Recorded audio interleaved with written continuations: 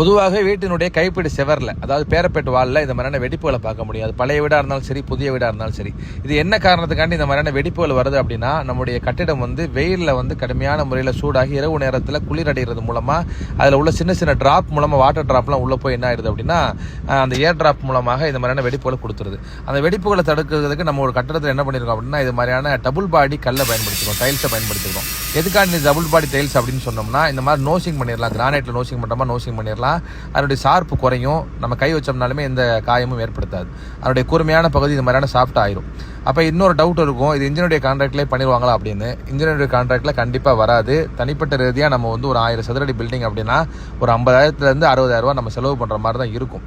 ஆனால் செலவு பண்ணுறது மூலமாக நம்ம கட்டிடத்தினுடைய டாப் லேயரில் இது மாதிரியான வெடிப்புகள் வர்றதுக்கான வாய்ப்புகள் மிக மிக குறைவு. ஏன்னா தண்ணிப்பட்டு தான் இந்த மாதிரியான பாதிப்பு வருது. இது மாதிரியான பயனுள்ள தகவலுக்கு நம்ம ரஹமத் கன்சல்டன் பேஜை ஃபாலோ பண்ணுங்கள். நன்றி.